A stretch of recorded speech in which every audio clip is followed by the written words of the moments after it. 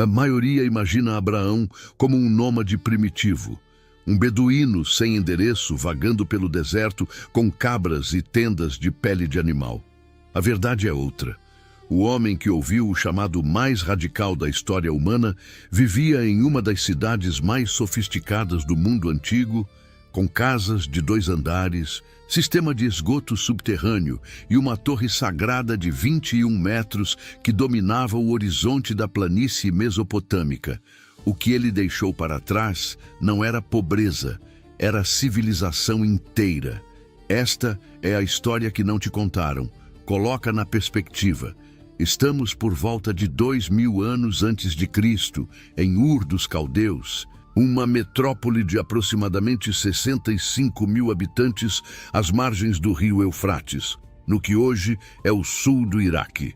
Os arqueólogos britânicos Leonard Woolley e sua equipe passaram 12 anos escavando o sítio de Tel el-Mukayyah, entre 1922 e 1934, e o que encontraram inverteu completamente a imagem que o senso comum construiu sobre o mundo de Abraão.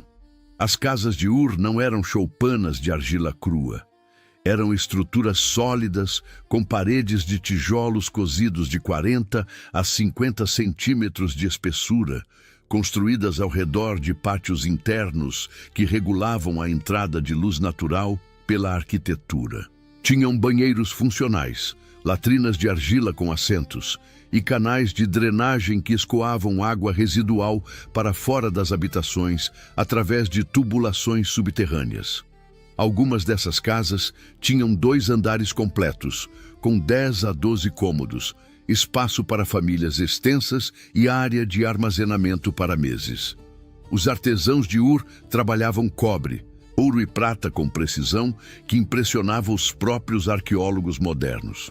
As joias retiradas das tumbas reais incluíam lápis lazuli trazido de mais de 2.500 quilômetros de distância, do que hoje é o Afeganistão, numa cadeia logística de comércio que atravessava montanhas, desertos e rios com eficiência que muitos impérios posteriores teriam invejado.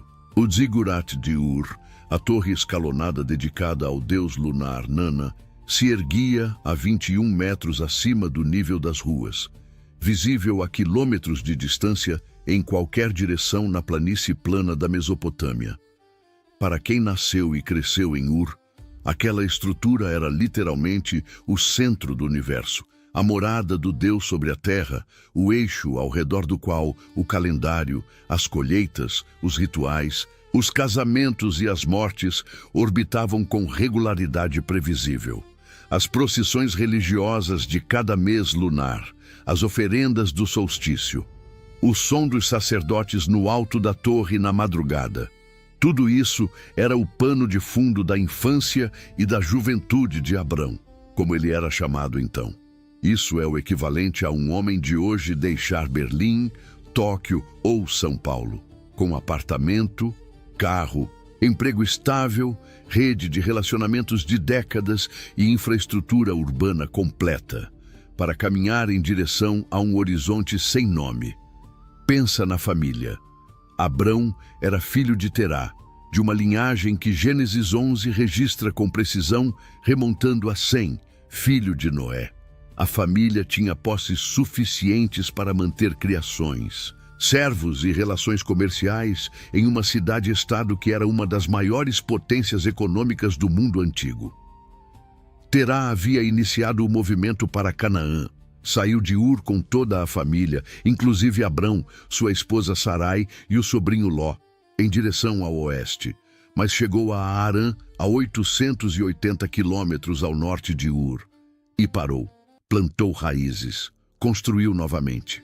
Morreu ali, aos 205 anos, segundo Gênesis 11, versículo 32, sem jamais chegar ao destino que havia anunciado quando saiu. Harã não era um ponto marginal de parada.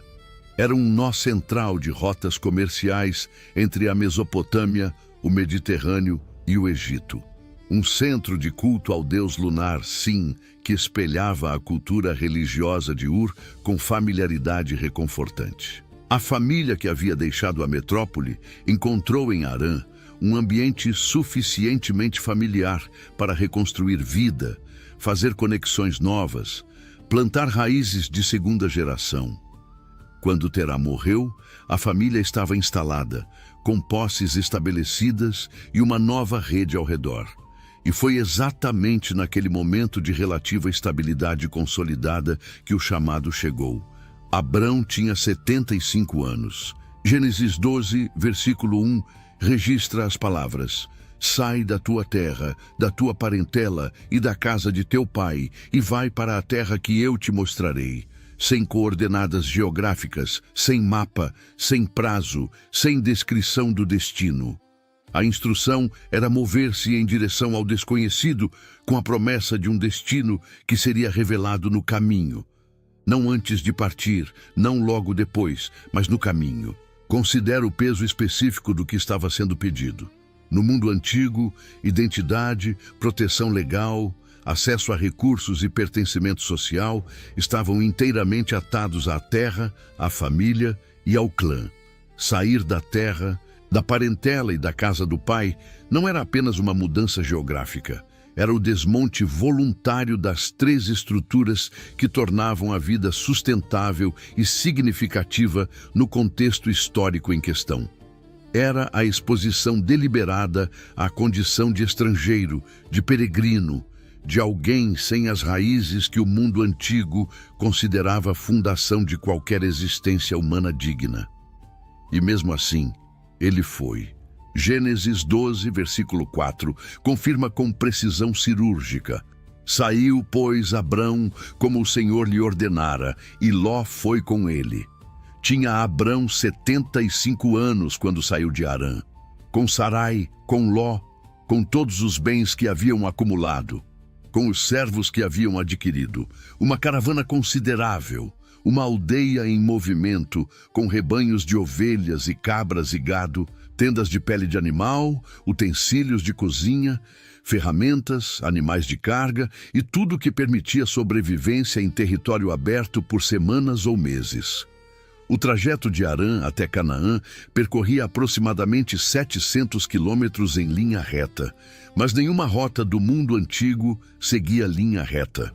O terreno forçava desvios em torno de cadeias montanhosas, cruzamentos de rios, nos pontos onde a correnteza e a profundidade permitiam passagem segura com animais, paradas obrigatórias em fontes e poços que precisavam ser encontrados antes que a sede se tornasse crise.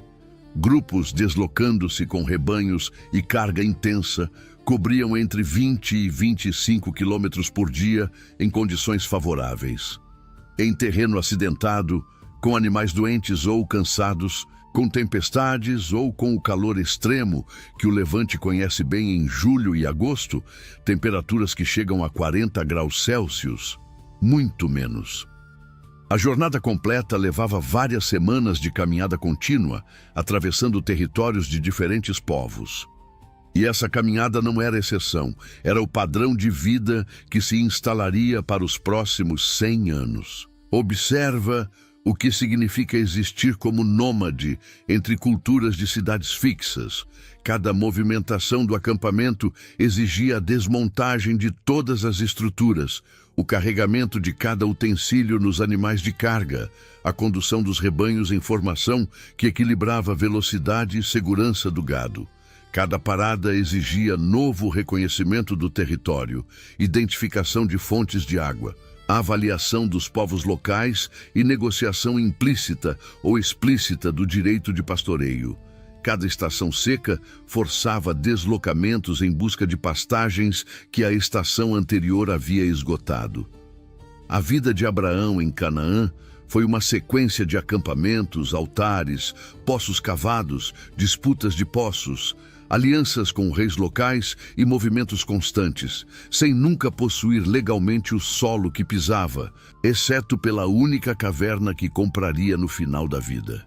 O desgaste físico acumulado desse modo de vida sobre corpos envelhecidos era real e concreto. Abraão construiu altares em Siquém, em Betel, continuou para o sul, desceu em direção ao Neguebe, foi ao Egito, voltou, percorreu Canaã em múltiplas direções ao longo de décadas. Os estudos médicos modernos sobre populações nômades de pastoreio documentam taxas elevadas de osteoartrite nas articulações de peso em indivíduos acima de 50 anos, lesões crônicas nos pés e tornozelos por terreno irregular, e danos pulmonares relacionados à exposição constante ao pó e à areia. Para um homem que iniciou esse modo de vida aos 75 anos, depois de décadas de vida urbana, o custo físico da jornada era uma realidade permanente que o texto não documenta com detalhes, mas que a fisiologia humana não deixa espaço para ignorar. Abrão chegou a Canaã e passou pelo Carvalho de Moré, em Siquém, e Gênesis 12, versículo 6, registra a realidade sem suavizar. Os cananeus habitavam então aquela terra. Não estava vazia, não estava deserta esperando por ele. Era território densamente habitado, com populações estabelecidas em cidades muradas, com reis e hierarquias de poder bem estabelecidas, com divisões de terra que não tinham espaço reservado para uma caravana recém-chegada de 75 anos vinda do norte. E ali, em território alheio e ocupado, veio a promessa: a tua descendência darei esta terra. Gênesis 12, versículo 7. Descendência. Essa palavra carregava um problema estrutural que nenhum observador externo poderia ignorar e que o texto não tenta esconder. Sarai era estéril. Gênesis 11, versículo 30, é direto com a brutalidade simples da linguagem bíblica. Sarai era estéril. Não tinha filhos. Não era uma dificuldade passageira ou recente. Era um fato estabelecido, conhecido dentro e fora da família há décadas. A promessa de descendência havia sido feita a um homem cujo casamento não havia produzido nenhum herdeiro em décadas de vida conjugal. E Sarai não era jovem. Ela tinha 65 anos quando saíram de Harã. Esse detalhe, a promessa de multiplicação para um casal biologicamente além do tempo esperado da fertilidade, é o primeiro loop que vai se desenvolver ao longo de 25 anos da narrativa. E a espera seria mais pesada, mais tortuosa e mais humanamente complicada do que qualquer resumo consegue capturar. Mas antes da espera, havia a sobrevivência imediata. Abrão construiu altares em Siquém e em Betel, continuou para o sul, desceu em direção ao Neguebe. E então veio a primeira grande crise: fome. Gênesis 12, versículo 10 é direto. Houve grande fome na terra, e Abrão desceu ao Egito para peregrinar ali, porque era grave a fome na terra. As chuvas de inverno haviam falhado, os pastos haviam secado, os rebanhos precisavam de água e forragem que Canaã não tinha naquele momento. Dimensiona o deslocamento. Do Neguebe ao delta do Nilo eram aproximadamente 350 quilômetros de deserto e terreno aberto. O Egito era o celeiro do mundo antigo. O Nilo garantia colheitas previsíveis mesmo quando as chuvas falhavam nas terras a leste. Mas entrar no Egito significava entrar na esfera de poder do faraó, um dos governantes mais poderosos do mundo conhecido, com uma administração burocrática sofisticada que registrava e processava cada grupo que cruzava as fronteiras. Uma caravana com rebanhos e servos não passava despercebida. Abrão tomou uma decisão que o texto bíblico registra sem editar e sem justificar, além do que o próprio Abrão disse. Ele pediu a Sarai que se apresentasse como sua irmã, não como sua esposa. Gênesis 12, versículo 13. Dize que és minha irmã, para que me vá bem por amor de ti e que a minha alma viva por causa de ti. A lógica estava explícita no texto. Se os egípcios soubessem que Sarai era sua esposa e a quisessem para o faraó, poderiam matar Abrão para fazer isso com liberdade legal. Apresentando-a como irmã, ele sobreviveria. Havia uma verdade parcial ali. Sarai era de fato sua meia-irmã, filha do mesmo pai, mas de mãe diferente, como Abrão confirmaria mais tarde em Gênesis 20, versículo 12.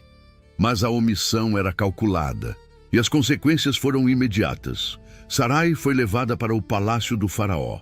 Abrão recebeu em compensação ovelhas, bois, jumentos, servos e servas, jumentas e camelos.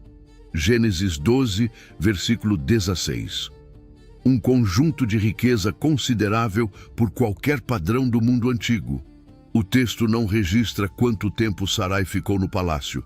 Não há detalhes sobre o que aconteceu dentro daquelas câmaras, sobre o que ela viveu, o que sentiu, como sobreviveu àquilo que a narrativa simplesmente não nomeia. O silêncio sobre a experiência interior de Sarai nesse episódio é absoluto e permanente. E esse silêncio é ele mesmo um dado sobre quem a narrativa antiga escolhia tornar visível e quem ficava nos espaços em branco. O que o texto registra é a intervenção.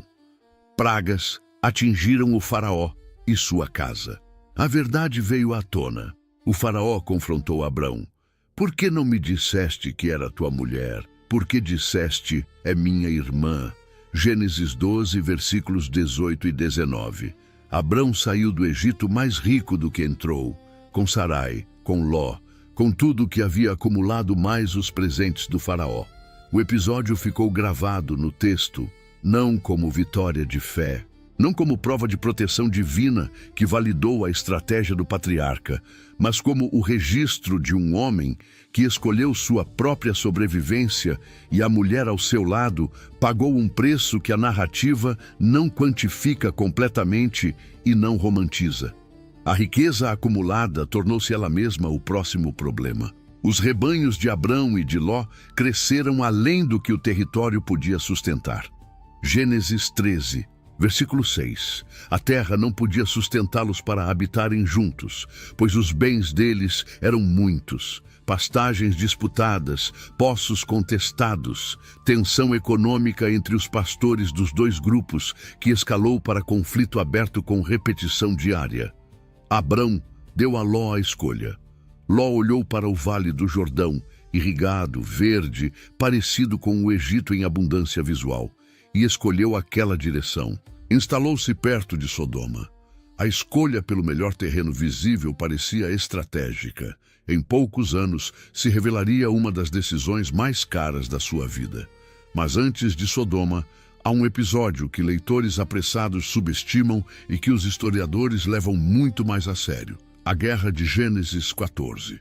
Uma coalizão de 4 reis, Amrafel de Sinar, Arioque de Elazar, Kedorlaomer de Elam e Tidal de Goim, havia dominado a região por 12 anos, cobrando tributos dos reis da planície com a regularidade de um imposto imperial. No 13º ano, 5 reis se rebelaram. No 14º ano, a coalizão voltou com força total, varrendo cidades, destruindo populações, tomando cativos e bens. Ló estava entre os cativos. Abrão recebeu a notícia e respondeu de uma forma que nenhum perfil estereotipado de patriarca idoso prepararia para esperar. Mobilizou 318 homens treinados da sua própria casa, Gênesis 14, versículo 14, e foi ao encalço da coalizão. Perseguiu até Dan, atacou de noite com seus homens divididos em grupos táticos, derrotou o inimigo e recuperou Ló, os demais cativos e todos os bens saqueados. Calcula o que isso revela. 318 guerreiros treinados pertencentes à casa de Abrão. Isso equivale a um batalhão de infantaria leve moderna. Manter esse contingente em condições de combate exigia provisões diárias para centenas de homens, armamento, treinamento contínuo e uma estrutura de comando que funcionasse com eficiência. Abrão não era apenas um pastor rico e errante. Era, na linguagem política e militar do mundo antigo, um chefe com poder real e capacidade de operação independente. O tipo de figura que os textos cuneiformes do período chamam de rapiro. Um líder de grupo armado operando nas margens dos grandes reinos estabelecidos. No retorno, o rei de Sodoma saiu ao encontro de Abrão. E então o texto introduz uma figura que aparece por apenas 4 versículos em toda a Bíblia, mas que produziu séculos de debate teológico, histórico e litúrgico. Melquisedeque, rei de Salém e sacerdote do Deus Altíssimo. Gênesis 14, versículo 18. Ele trouxe pão e vinho, abençoou Abrão, e Abrão lhe deu o dízimo de tudo, 1/10 do butim conquistado, Salém. O nome que a história reconheceria como Jerusalém, a cidade da paz. A mesma colina sobre a qual, séculos depois, Salomão ergueria o templo. O mesmo solo que abrigaria os eventos mais significativos da tradição cristã. Mas essa conexão pertence ao final do arco, e o arco ainda estava apenas no início do seu desenvolvimento. Acompanha a crise que crescia em silêncio enquanto os anos passavam. A promessa de descendência tinha sido feita. Abrão havia percorrido Canaã, sobrevivido ao Egito, vencido uma coalizão de 4 reis. E Sarai ainda não havia engravidado. O tempo que passava para um homem que já tinha 75 anos quando saiu de Harã não era abstrato, era biológico, concreto e implacável. Gênesis 15 registra um momento de vulnerabilidade declarada de Abrão. Deus aparece em visão, promete proteção e recompensa, e Abrão responde com uma observação direta, quase de confronto. Senhor Deus, que me darás, uma vez que ando sem filhos? Gênesis 15, versículo 2. Aponta para seu servo Eliezer de Damasco como o provável herdeiro natural. Não é uma declaração de fé inabalável. É um homem dizendo ao Deus que o chamou: a realidade que tenho diante de mim não se encaixa na promessa que recebi. A resposta transforma a cena. Deus o leva para fora da tenda e diz: olha para o céu e conta as estrelas, se é que podes contá-las. Assim será a tua descendência. Gênesis 15, versículos 5 e 6. Presencia o momento em sua materialidade concreta. Um homem, em seus 80 e poucos anos de pé, sob o céu da Mesopotâmia, sem nenhuma poluição luminosa de cidade moderna em nenhuma direção. Apenas planície aberta e escuridão completa acima. O número de estrelas visíveis a olho nu em uma noite sem lua, longe de qualquer fonte de luz artificial, atinge aproximadamente 5.000 na abóbada celeste completa. Para um pastor que havia navegado por décadas sob aquele mesmo céu, cada constelação era orientação, cada estrela era referência, cada movimento do firmamento era calendário vivo. Contar aquelas estrelas era uma tarefa sem conclusão possível. Assim será a tua descendência. E o texto registra, com a frase que o apóstolo Paulo citaria mais de 1000 anos depois em Romanos 4, versículo 3, que creu ele no Senhor, e isso lhe foi imputado por justiça. Gênesis 15, versículo 6. O homem que havia apresentado sua esposa como irmã, que havia confrontado a promessa com a realidade vazia dos seus braços, olhando para o céu sem fundo, escolheu crer. Logo depois, Gênesis 15 registra um ritual de aliança que ecoa práticas legais do Oriente Médio Antigo, documentadas em textos cuneiformes do mesmo período. Animais foram cortados ao meio, uma novilha de 3 anos, uma cabra de 3 anos, um carneiro de 3 anos, uma rola e um pombinho, e as partes foram separadas em 2 lados, formando uma passagem entre elas. Nos tratados de aliança do mundo antigo, ambas as partes do acordo passavam entre os pedaços, simbolizando que o destino dos animais cortados seria o destino de quem quebrasse o pacto. Mas em Gênesis 15, versículo 17, algo diferente acontece. Quando o sol já tinha posto e havia escuridão, eis que um forno de fumaça e uma tocha de fogo passaram entre aqueles pedaços. Apenas um lado passou. A aliança era unilateral. Não dependia do desempenho de Abrão para permanecer de pé. A responsabilidade era inteiramente do lado que havia chamado. Mas a crise da descendência não se resolveu em visão nem em ritual de aliança. Sarai tinha uma serva egípcia chamada Hagar, provavelmente adquirida durante a passagem pelo Egito, possivelmente como parte dos presentes do faraó a Abrão, segundo uma leitura cuidadosa de Gênesis 12, versículo 16. A lei mesopotâmica do período, documentada em textos cuneiformes, incluindo o Código de Hammurabi e as leis de Nuzi, encontradas no século XX, era explícita. Uma esposa estéril podia oferecer sua serva como esposa secundária ao marido, e os filhos nascidos dessa união seriam legalmente filhos da esposa primária. Era o sistema funcionando como havia sido projetado para funcionar. Sarai agiu dentro dessa lei. Gênesis 16, versículo 2. Disse Sarai a Abrão: Eis que o Senhor me impediu de ter filhos. Peço-te que te ajuntes à minha serva. Quem sabe se por meio dela terei filhos. A decisão era cultural e juridicamente legítima. Era racional dentro das opções disponíveis após anos de espera. Agar engravidou. E então o texto registra, com precisão, que revela a dinâmica interna de um lar. Que, quando ela viu que estava grávida, sua senhora era desprezada aos seus olhos. Gênesis 16, versículo 4. Uma mulher que havia sido serva passou a olhar diferente para a mulher que havia sido sua dona. O poder interno de uma relação havia mudado de lugar, pelo menos na percepção de Hagar. Sarai reclamou a Abrão com a frase que o texto preserva: a injúria que sofro é por tua culpa. Abrão devolveu a autoridade a Sarai, e Sarai tratou Agar com dureza suficiente para que ela tomasse a decisão extrema de fugir. Agar fugiu grávida pelo deserto em direção ao Egito, de volta à sua terra natal. Sozinha, grávida de um filho que carregava o peso de uma decisão que não havia sido dela. Chegou a uma fonte de água no deserto, no caminho de Sur. E ali, o texto de Gênesis 16 registra que o anjo do Senhor apareceu com uma instrução e uma promessa. O filho se chamaria Ismael, porque o Senhor ouviu a tua aflição. Gênesis 16, versículo 11. Ela voltou. Ismael nasceu. Abrão tinha 86 anos quando segurou o primeiro filho. 13 anos passaram. O texto os atravessa quase sem parar.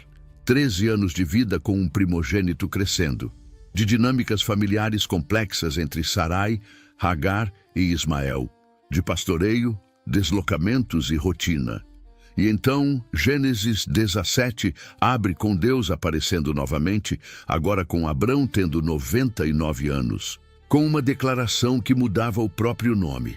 Não se chamará mais teu nome Abrão, mas Abraão será o teu nome. Gênesis 17, versículo 5. Pai exaltado tornava-se pai de uma multidão de nações, com uma única letra acrescida no meio. E Sarai se tornava Sara. O sinal físico e permanente da aliança chegou junto à circuncisão de todo macho da casa. Abraão com 99 anos, Ismael com 13. Cada servo e estrangeiro da casa. Gênesis 17, versículo 23. Tudo isso foi feito naquele mesmo dia. Um ato coletivo imediato e irreversível, o corpo marcado como registro de um pacto que a carne carregaria até a morte. E então veio a promessa que desafiava qualquer cálculo de probabilidade biológica. Sara, com 90 anos, daria à luz um filho. Gênesis 17, versículo 17, registra a reação de Abraão sem suavizar. Se inclinou com o rosto em terra e riu e disse consigo mesmo: a um homem de 100 anos nascerá um filho. Sara, com 90 anos, dará à luz. O patriarca que havia construído altares, recebido visões, firmado alianças e recebido renomeação ao longo de décadas, diante da especificidade concreta dessa promessa sobre corpos envelhecidos, riu para si mesmo. O texto não suaviza, não desculpa, registra, examina a cena que veio logo depois. 3 visitantes chegaram ao acampamento nos carvalhos de Mambré. Gênesis 18. O protocolo de hospitalidade do mundo antigo exigia oferecer sombra, água para lavar os pés e comida básica. Abraão foi muito além. Correu até o rebanho e escolheu um bezerro tenro, o melhor disponível. Sara preparou 3 medidas de farinha, aproximadamente 20 litros, para fazer pão. Uma recepção que envolvia horas de preparação e o sacrifício de um animal de valor real. Tudo para 3 visitantes de passagem. Um dos visitantes prometeu que, no tempo determinado, o mesmo período de uma gestação humana completa, 9 meses, Sara teria um filho. Sara estava atrás do portão da tenda e ouviu. E riu para si mesma. 2 pais que riram. Um filho cujo nome, Isaque, em hebraico, ele ri ou ele rirá, carregaria para sempre a memória dessas 2 risadas diante do impossível. Mas antes de Isaque, o texto de Gênesis coloca entre a promessa e o cumprimento a crise de Sodoma, como se a narrativa precisasse de um contrapeso de destruição antes da alegria do nascimento. A intercessão de Abraão pelas cidades em Gênesis 18, versículos 23 a 32, é uma das cenas mais inesperadas de toda a narrativa bíblica. Um homem argumentando com Deus, empurrando os limites do que é permitido pedir, reduzindo o número de justos necessários de 50 para 45, depois para 40, depois para 30, para 20, para 10. A cada rodada, a resposta foi afirmativa.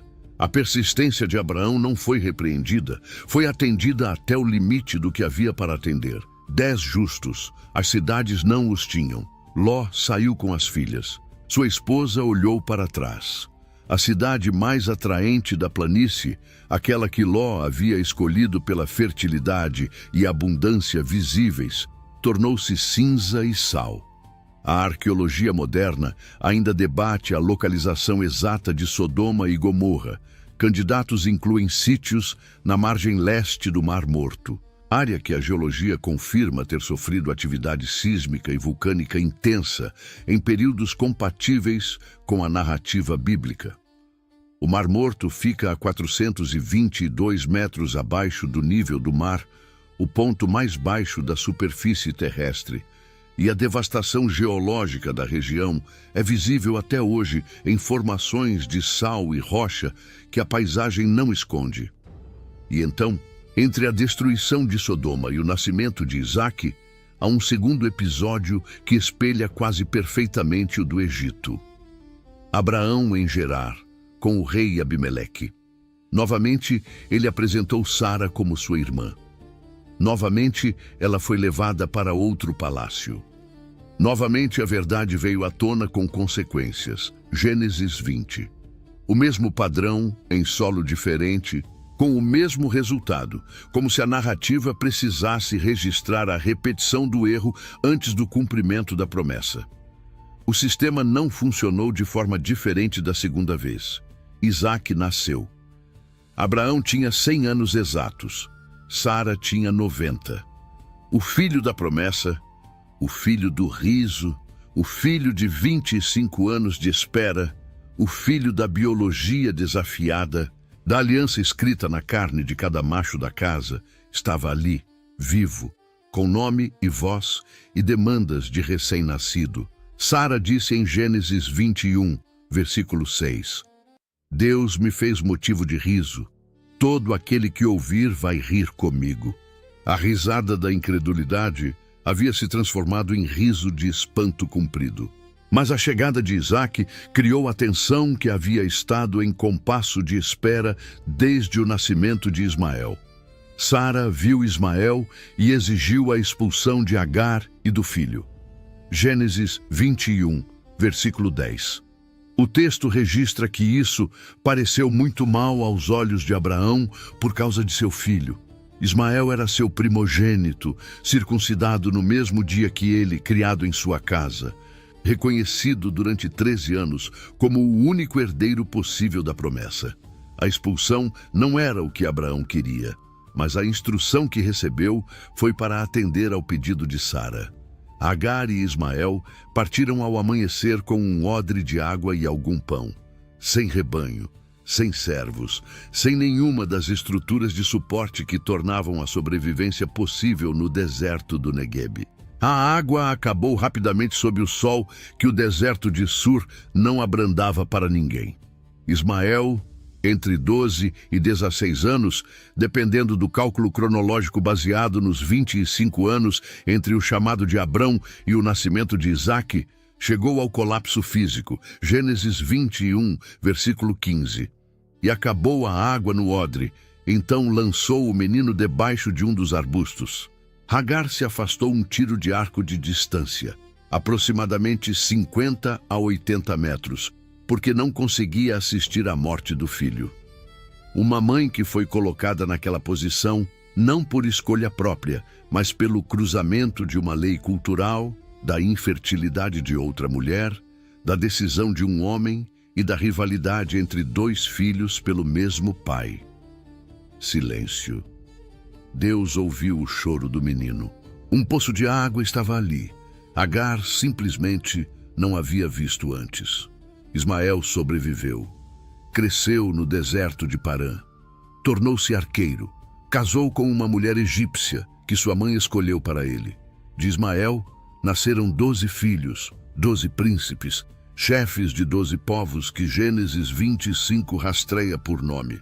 E o islamismo, tradição que no século 21 conta com mais de 1 bilhão e 800 milhões de seguidores, reconhece Ismael como ancestral direto do profeta Maomé, tornando a expulsão daquela manhã o ponto de origem de uma das maiores correntes espirituais da história humana. O custo daquela manhã não desaparece por causa do final de sobrevivência. Ele fica ali, inscrito no texto com honestidade, como parte do preço que a jornada de Abraão cobrou das pessoas ao redor dele. E então, o texto nos leva a Gênesis 22, a cena mais densa, mais analisada, mais debatida de toda a narrativa patriarcal. O episódio que a tradição judaica chama de Akedah, o ato de amarrar. O texto abre com um marcador que é ele mesmo uma instrução de leitura. Depois destas coisas, aconteceu que Deus tentou Abraão. Gênesis 22, versículo 1. O leitor sabe desde o primeiro verso que é uma prova. Abraão não sabe. A instrução foi dada com uma precisão que não permite desvio emocional. Toma agora teu filho, teu único filho Isaque, a quem amas, e vai à terra de Moriá, e oferece-o ali em holocausto sobre um dos montes que eu te designar. Gênesis 22, versículo 2.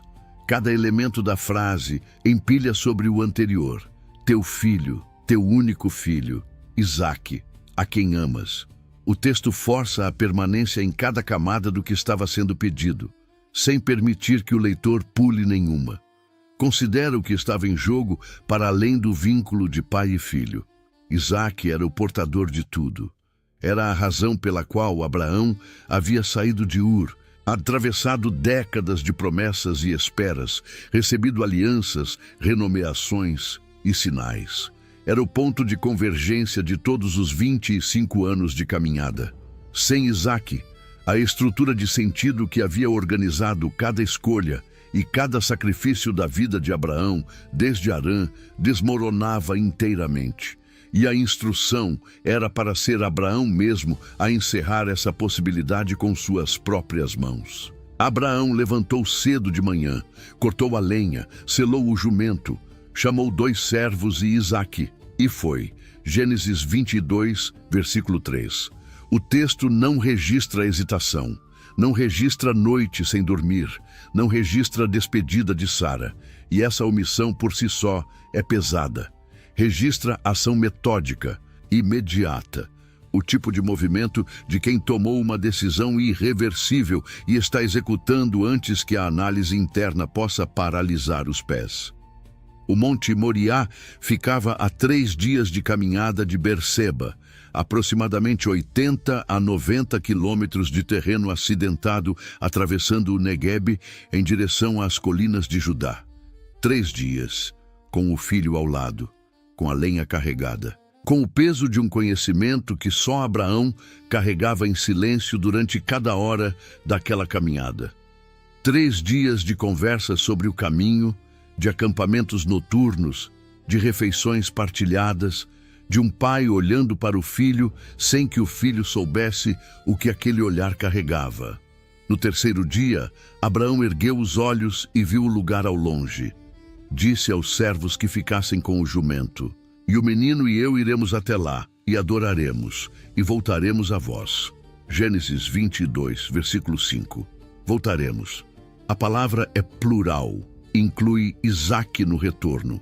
A carta aos Hebreus, capítulo 11, versículo 19, interpretaria essa palavra séculos depois como expressão de uma fé que chegava a imaginar a ressurreição. Cria que Deus tinha poder até para o ressuscitar dentre os mortos. Isaque carregou a lenha. Abraão carregou o fogo e a faca. Os dois subiram juntos. E então Isaque falou: "Meu pai." "Eis-me aqui, meu filho", respondeu Abraão. "Ei-lo o fogo e a lenha, mas onde está o cordeiro para o holocausto?" Gênesis 22, versículos 7 e 8. A pergunta de um filho que notava o que faltava, com a lógica direta de quem havia crescido conhecendo os rituais de oferenda. E a resposta que carregava a totalidade de uma fé que não via ainda o que estava prometendo. "Deus se proverá do cordeiro para o holocausto, meu filho." E continuaram juntos. No alto do monte, Abraão construiu o altar com as pedras do lugar. Arrumou a lenha sobre ele. Amarrou Isaque. Colocou-o sobre o altar, sobre a lenha. Estendeu a mão. Tomou a faca.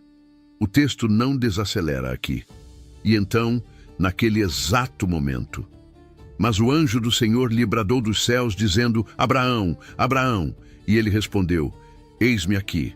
Gênesis 22, versículos 11 e 12. "Não estendas a tua mão sobre o menino, nem lhe faças nenhum mal, porque agora sei que temes a Deus, pois não me negaste teu filho, teu único filho." Abraão ergueu os olhos.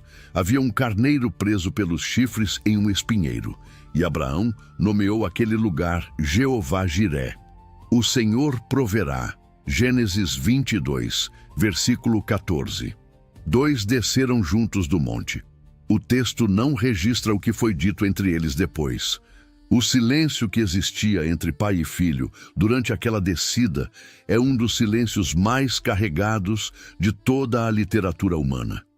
O tipo de silêncio que não precisa de palavras, porque qualquer palavra seria insuficiente para o que havia acontecido ali em cima. A tradição judaica posterior, especialmente nos textos do Segundo Templo e na literatura rabínica do Talmud, desenvolveu a figura de Isaque como participante consciente e voluntário da Akedah, adulto, segundo algumas tradições com 37 anos, que havia concordado com a oferenda. Essa leitura não resolve a tensão do texto, mas adiciona uma dimensão que o silêncio da descida sugere. Não uma imposição unilateral, mas 2 homens que haviam chegado juntos ao mesmo ponto de rendição. Agora, examina o que aquele monte se tornaria. Segundo Crônicas 3, versículo 1, é explícito. O Monte Moriá é o mesmo onde Salomão construiu o Templo de Jerusalém. O mesmo pedaço de rocha onde Abraão havia construído aquele altar, onde havia amarrado Isaque, onde o carneiro havia ficado preso no espinheiro. Esse solo se tornaria séculos depois o lugar santíssimo do templo, o ponto geográfico e espiritual mais sagrado do judaísmo, o local onde o sumo sacerdote entrava uma única vez por ano no Yom Kippur para fazer expiação pelo povo.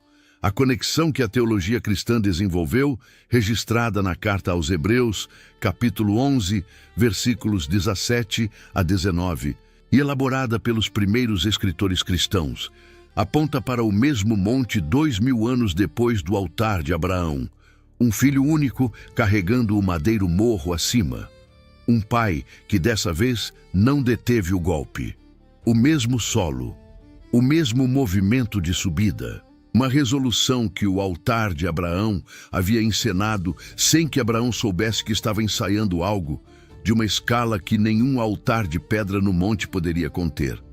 Sara morreu logo depois da Aquedá, 127 anos. Gênesis 23, versículo 1. O texto não conecta explicitamente os dois eventos, mas a tradição judaica, especialmente o Midrash, não deixou passar a proximidade temporal.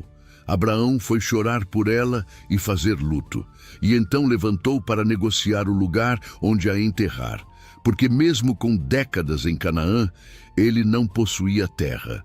A negociação com os filhos de Et para a caverna de Macpela, em Gênesis 23, versículos 3 a 18, é um dos registros legais mais detalhados de toda a narrativa patriarcal, preservado com a precisão de um documento de cartório.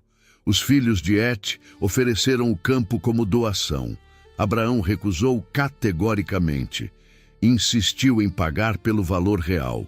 O preço final, 400 ciclos de prata, pesados diante de testemunhas no portão da cidade, o tribunal oficial do mundo antigo. Aproximadamente 4,5 kg de prata pura. Um preço provavelmente acima do valor de mercado do campo. A estratégia era juridicamente precisa e definitiva.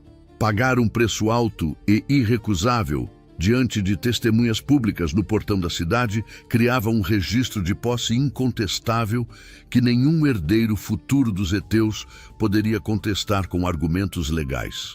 A caverna de Macpela tornou-se o único pedaço de terra com documentação legal clara que Abraão possuiu em Canaã durante toda a sua vida. E ali seriam enterrados, ao longo das gerações seguintes, Sara, Abraão, Isaque, Rebeca, Jacó e Lia. 6.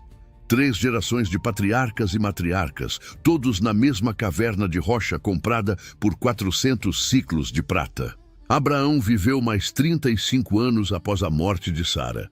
Casou com Quetura. Teve 6 filhos, Zinrã, Joksã, Medã, Midian, Isbaque e Suá, listados em Gênesis 25, versículo 2. Deu-lhes presentes e os enviou para as terras do Oriente enquanto ainda vivia. Isaque recebeu tudo. Gênesis 25, versículos 5 e 6. Uma nova separação. Um novo afastamento de filhos não pertencentes à linha principal da aliança, com um custo humano que os filhos de Quetura certamente sentiam de formas que o texto não documenta, mas que a experiência humana não permite ignorar. Abraão morreu aos 175 anos. Gênesis 25, versículo 7.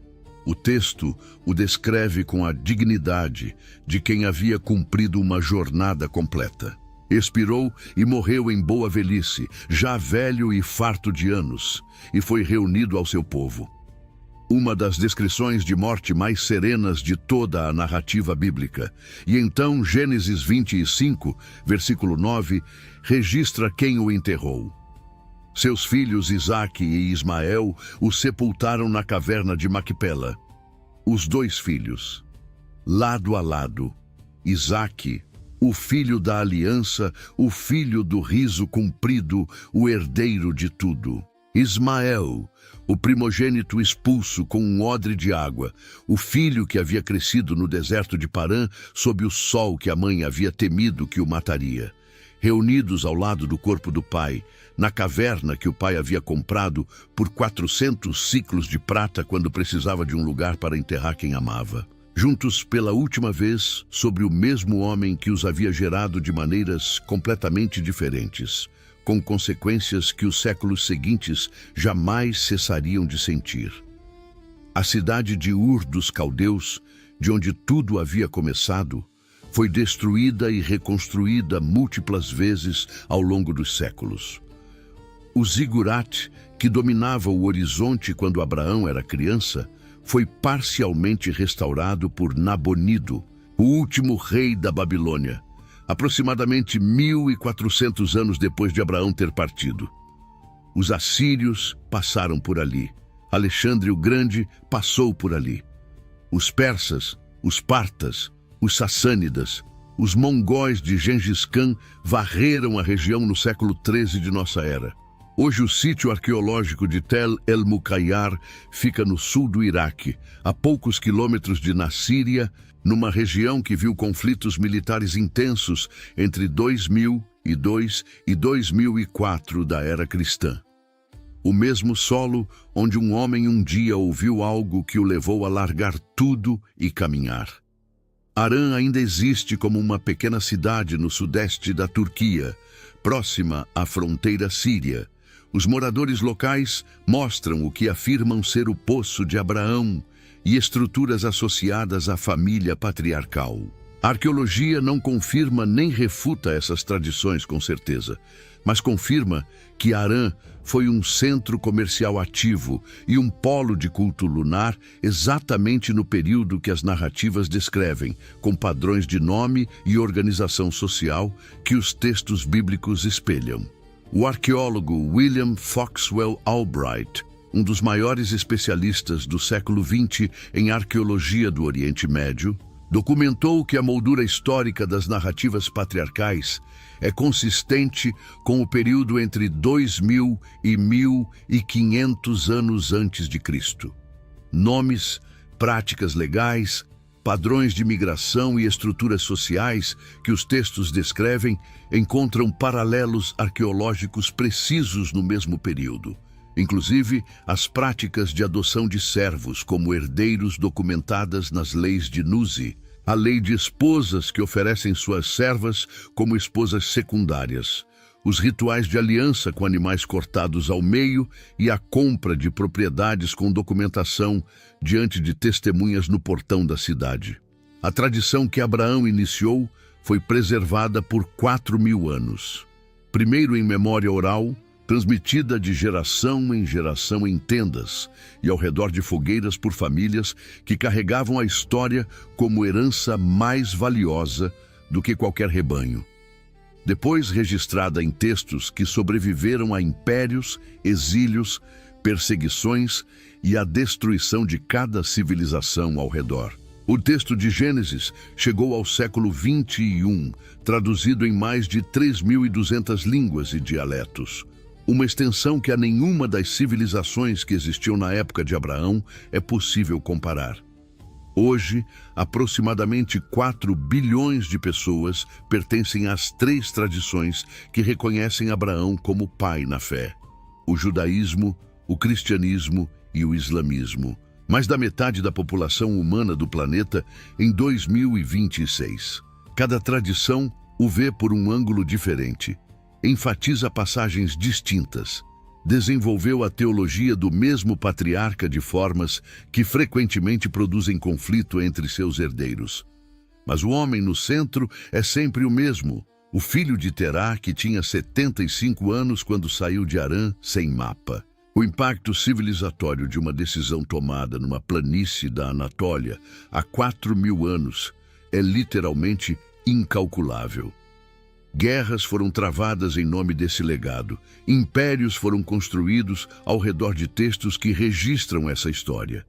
Catedrais, mesquitas e sinagogas foram erguidas em continentes que Abraão nunca soube que existiam. Leis foram codificadas, tendo como fundamento a ética nascida dessa tradição. Calendários, festas, práticas e rituais de bilhões de pessoas organizam o tempo ao redor de eventos que têm Abraão como ponto de referência. O Pesach judaico, o Natal e a Páscoa cristãos, o Eid al-Adha islâmico, que rememora especificamente a Akedah, o ato de amarrar, o carneiro no espinheiro. E sobre a caverna de Macpela em Hebrom, o único pedaço de terra que Abraão possuiu com documentação clara em Canaã, se ergue hoje a tumba dos patriarcas, uma das estruturas mais antigas ainda em uso no mundo. As paredes externas foram construídas por Herodes o Grande há aproximadamente 2.000 anos, com pedras de mais de 1 metro de largura cada, que pesam entre 2 e 8 toneladas por bloco, ainda intactas e visíveis. Um dos locais mais disputados e protegidos do Oriente Médio atual. Judaísmo, cristianismo e islamismo reivindicam ali, sobre as mesmas pedras, sobre o mesmo solo, sobre a mesma rocha, a mesma herança que Abraão deixou sem nunca ver a quem chegaria. Abraão nunca viu isso. Morreu com 2 filhos e a caverna de uma esposa enterrada. Não viu o êxodo, não viu Davi, não viu o templo, não viu o exílio, não viu o retorno, não viu os 4 bilhões de herdeiros espirituais que um dia carregariam seu nome como fundação de fé. Plantou sem ver a colheita, construiu sem ver a conclusão, caminhou sem ver o destino. A história de Abraão não é sobre um herói sem falhas, executando promessas com perfeição linear. É sobre um homem que mentiu 2 vezes por medo, que riu da promessa que mais amava, que expulsou um filho sob pressão, que foi ao Egito quando devia ter ficado e ficou em Harã quando devia ter ido, e que mesmo assim, de manhã cedo, levantava, cortava a lenha, selava o jumento e ia. Não porque a lógica permitisse, porque havia algo mais real do que a lógica, algo que o texto chama de fé, e que 4 milênios de civilização humana ainda não encontraram palavra melhor para descrever.